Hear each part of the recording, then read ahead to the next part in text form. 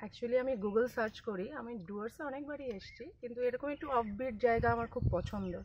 তখন সার্চ করতে করতে ওয়ান্ডার ভিশনের আমি সাইটটাতে ঢুকি, তো দেখলাম ওনাদের যে প্রপার্টিটা খুব এত সুন্দর লোকেশন, প্রকৃতিকে দেখার জন্য এখানে না আসলে মনে হয় সেইভাবে প্রকৃতিকে দেখা যায় না।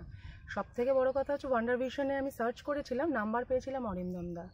উনি আমাকে যেইভাবে গাইড করেছেন, মানে সকাল 7:30টায় ফার্স্ট কল ওনাকে করি, রাত্রির 11টা পর্যন্ত মানে উনি আমার কানেক্ট ছিলেন।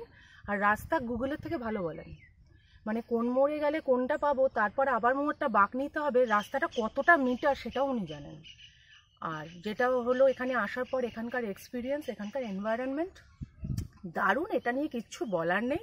আমি বলবো একবার অ্যাটলিস্ট এখানে এসে সবার জায়গাটাকে একটু এক্সপ্লোর করা দরকার আছে। আর তারপরে যিনি রয়েছেন কেশবদা, উনি যদি না আসেন হয়তো রাত্রিটা কাটছিল, কিন্তু যে কমপ্লিট জিনিসটা হতো না, ইনকমপ্লিট থেকে যেত। তো তার জন্য কেশবদাকেও ভীষণ ধন্যবাদ, অরিন্দম দাকে তো ধন্যবাদ দিলেও কম হয়ে যাবে। আর আর যাদের নাম না বললে আমার এই পেটও ভরবে না, কিছুই হবে না ভালো করে, সেগুলো হচ্ছে ওই বাচ্চা ছেলেগুলো, যেমন আবু, জিৎ আর রোহিত, ভীষণ হেল্পফুল। তো আমি সাজেস্ট করব একবার আসুন ওয়ান্ডার ভিশনের হাত ধরে, আমার মনে হয় ভালো লাগবে। Thank you so much. Thank you Dooars for stay.